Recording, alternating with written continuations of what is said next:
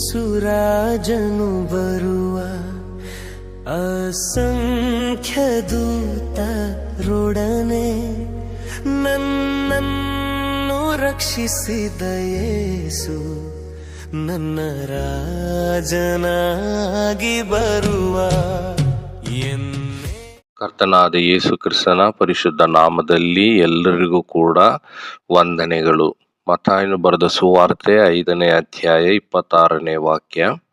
ನೀನು ಒಂದು ಕಾಸನ್ನಾದರೂ ನಿಲ್ಲಿಸಿಕೊಳ್ಳದೆ ಎಲ್ಲ ಸಲ್ಲಿಸುವ ತನಕ ಅಲ್ಲಿಂದ ಬರುವುದೇ ಇಲ್ಲ ಎಂದು ನಿನಗೆ ಸತ್ಯವಾಗಿ ಹೇಳುತ್ತೇನೆ. ಈ ವಾಕ್ಯವನ್ನ ಇಲ್ಲಿ ಹೇಳುವುದಕ್ಕಿಂತ ಮುಂಚಿತವಾಗಿ 25ನೆಯ ವಾಕ್ಯದಲ್ಲಿ ಈ ರೀತಿಯಾಗಿ ನಾವು ಓದ್ತೇವೆ. ನಿನ್ನ ವಾದಿಯ ಸಂಗಡ ಇನ್ನೂ ದಾರಿಯಲ್ಲಿರುವಾಗಲೇ ಅವನ ಕೂಡ ಬೇಗ ಸಮಾಧಾನ ಮಾಡಿಕೊ, ಇಲ್ಲದಿದ್ದರೆ ಆ ವಾದಿಯು ನಿನ್ನನ್ನು ನ್ಯಾಯಾಧಿಪತಿಗೆ ಒಪ್ಪಿಸಾನು, ನ್ಯಾಯಾಧಿಪತಿಯು ನಿನ್ನನ್ನು ಓಲೇಕಾರನ ಕೈಗೆ ಒಪ್ಪಿಸಿಕೊಟ್ಟಾನು, ಆಗ ನೀನು ಸೆರೆಯಲ್ಲಿ ಬಿದ್ದೀಯೆ ಎಂಬುದಾಗಿ. ಮಾತ್ರವಲ್ಲ 22ನೇ ವಾಕ್ಯದಲ್ಲಿ ನಾವು ಈ ರೀತಿಯಾಗಿ ನಾವು ಓದ್ತಾ ಇದ್ದೇವೆ. ಆದರೆ ನಾನು ನಿಮಗೆ ಹೇಳುವುದೇನೆಂದರೆ, ತನ್ನ ಸಹೋದರನ ಮೇಲೆ ಸಿಟ್ಟುಗೊಳ್ಳುವ ಪ್ರತಿ ಮನುಷ್ಯನು ನ್ಯಾಯ ವಿಚಾರಣೆಗೆ ಗುರಿಯಾಗುವನು. ತನ್ನ ಸಹೋದರನನ್ನು ನೋಡಿ ಛೀ ನೀಚ ಅನ್ನುವವನು ನ್ಯಾಯಸಭೆಯ ವಿಚಾರಣೆಗೆ ಒಳಗಾಗುವನು. ಮೂರ್ಖ ಅನ್ನುವವನು ಅಗ್ನಿ ನರಕಕ್ಕೆ ಗುರಿಯಾಗುವನು ಎಂಬುದಾಗಿ ಬರೆಯಲ್ಪಟ್ಟಿದೆ.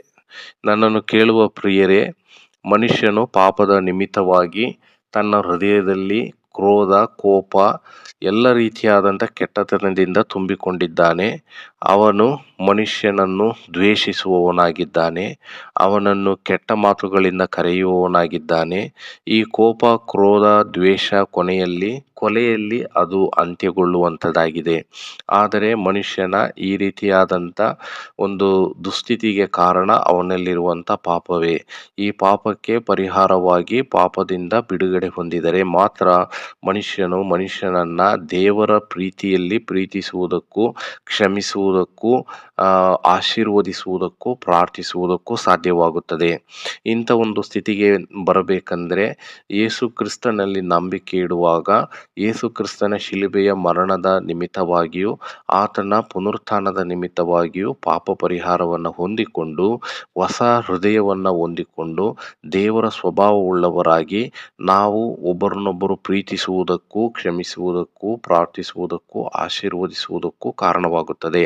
ಹಾಗೆ ಮಾಡದೇ ಇದ್ದರೆ ನಿತ್ಯ ನರಕವೇ ನಮಗೆ ಉಳಿದಿರುವಂಥ ಒಂದು ಆಯ್ಕೆಯಾಗಿದೆ. ಆದುದರಿಂದ ಈ ಒಂದು ಆಶೀರ್ವಾದವನ್ನು ಹೊಂದಿಕೊಂಡು ನಾವೆಲ್ಲರೂ ಒಬ್ಬರನ್ನೊಬ್ಬರು ಪ್ರೀತಿಸುವ ಸ್ಥಿತಿಗೆ ನಡೆಸುವಂತೆ ನಾವು ಯೇಸು ಕ್ರಿಸ್ತನಲ್ಲಿ ನಂಬಿಕೆ ಇಡೋಣ.